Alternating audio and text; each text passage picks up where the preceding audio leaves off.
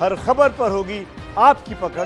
Download कीजिए ABP live app. विकास की गिरफ्तारी, सरेंडर या साजिश, इसी पर संविधान की शपथ में हम चर्चा कर रहे हैं। बड़ी खबर इस वक्त की जान लीजिए आप। जानकारी मिल रही है कि पुलिस मुठभेड़ में मारा गया बउआ दुबे। बउआ दुबे के घर से ही पुलिस वालों पर सबसे ज्यादा गोलियां चलाई गई थी 2 और 3 जुलाई की रात को। बउआ दुबे वही शख्स है जिसने घटना के दौरान शहीद डिप्टी एसपी के पैरों पर धारदार हथियार से वार किए थे। इटावा में बउआ एनकाउंटर के बाद उसकी बंदूक भी बरामद हुई थी। हम सीधे रुख करते हैं, मेरे साथ मेरे सहयोगी रणवीर इस समय मौजूद हैं। रणवीर, साथियों का बलिदान व्यर्थ नहीं जाएगा, पुलिस की तरफ से पहले ही हुंकार भर दी गई थी।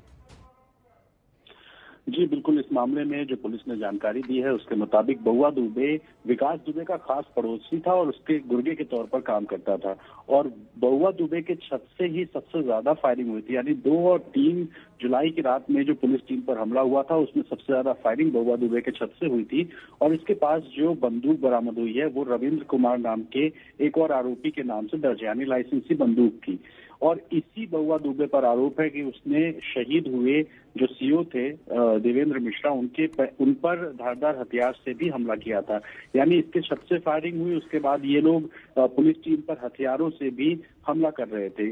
कुल्हाड़ी से बताया जा रहा है कि हमला हुआ था। तो ये आज सुबह मारा गया और ये भी पुलिस की सफलता। पुलिस अब फिलहाल रविंद्र कुमार को भी तलाश रही है जिसके नाम पर जो DVBL बंदूक थी वो बरामद हुई है। जिस तरीके के एनकाउंटर यूपी में हुए हैं वो यूपी पुलिस की सफलता। लेकिन विकास दुबे मध्य प्रदेश में गिरफ्त में आता है पुलिस की, वो भी महाकाल मंदिर के सुरक्षा गार्ड्स की निशानदेही के बाद, उनकी सतर्कता की वजह से। हम इसी पर चर्चा कर रहे हैं, बिना वक्त गवाए सीधे खास मेहमानों का रुख कर लेते हैं। चंद्रमोहन जी, लेकिन आपको ऐसे में ये नहीं लगता है कि जिस तरीके से गैंगस्टर्स की जो सूची उत्तर प्रदेश में बनती है उसमें कहीं विकास दुबे का दूर दूर तक नाम नहीं?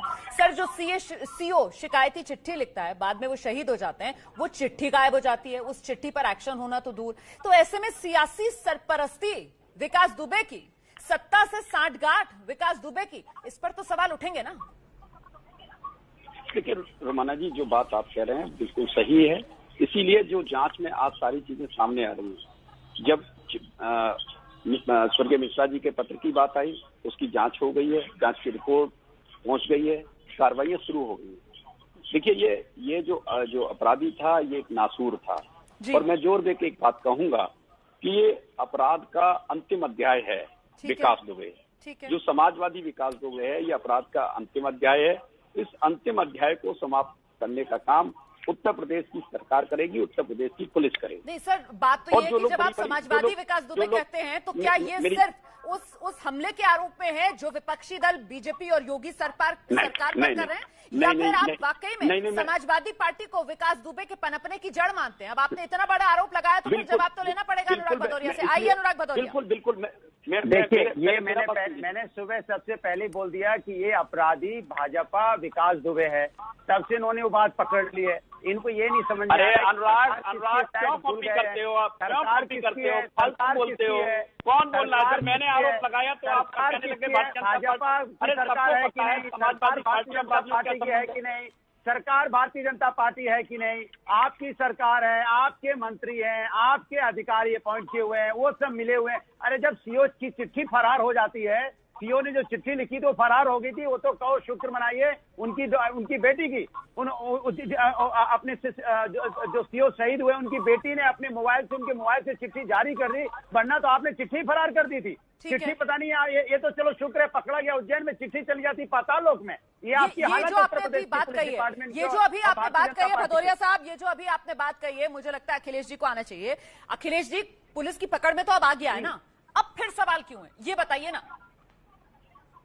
देखिए, उत्तर प्रदेश ये क्रिमिनल फ्रेंडली गवर्नमेंट है और क्राइम का हब बन चुका है और अभी भी यह सरकार इसकी मदद कर रही है। आप देखिए, कुछ घटनाक्रम देखिए, पूरे बॉर्डर पे रोज हम आप सुन रहे हैं कि पूरी सतर्कता है, बड़ी सघन चेकिंग है।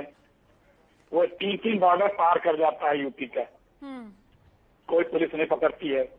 वो मोबाइल में यूज कर रहा है, ये भी पता लगा, वहां के डीएम ने बोला, उसने नंबर में नोट करा, उसके पास से मिला भी है, फिर भी पुलिस पकड़ नहीं पा रही है। और जिस तरह से वो चाहा अपने आप को प्रस्तुत करना कि हम ऐसे जगह प्रस्तुत कर रहे हैं जहां लोगों को सार्वजनिक हो, वीडियो कैमरे हो, फिर बाद में पुलिस आए, ले जाए, इनकाउंटर से बच जाए, और उसके बाद मजबूरी हो गई उत्तर प्रदेश की पुलिस की। जी। तो ये सामान्य सी घटना नहीं है, ये सब फिक्स है। वो जिस तरह से चाह रहा है, सारी बीजेपी की सरकारें उस तरह से कर रही हैं। ठीक है, ठीक है। चंद्रमोहन जी, तो चंद्रमोहन जी, विपक्षी कह रहा है कि इस समय सरकार जो है वो बेबस नजर आ रही है विकास दुबे के सामने। जो ये अपराधी विकास दुबे चाह रहा है वो ये सरकार से करवा रहा है। मैं एक सामान्य सी बात पूछता हूँ, अखिलेश जी भी अभी चिल्लाने लग जाएंगे जैसे अनुराग सीखते हैं, तो ये चिल्लाएंगे। देखिए मैं पूछता हूँ, इनकी नेता ने ट्वीट किया, देखिए प्रियंका वाड्रा ने ट्वीट किया दिल्ली में बैठ के ये फरीदाबाद से मध्य प्रदेश चला गया, क्या कर रही थी पुलिस फरीदाबाद से। रोमाना जी देखिए बोलते रहेंगे, ये बोलते रहेंगे, ये कोई भी सवाल जो है नहीं वो आने सत्ता देंगे। पक्ष से है, सत्ता पक्ष से चंद्रमोहन जी हमारे साथ मौजूद हैं। आप लोग सब सवाल खड़ा कर रहे हैं, कम से कम जवाब तो सुनिए।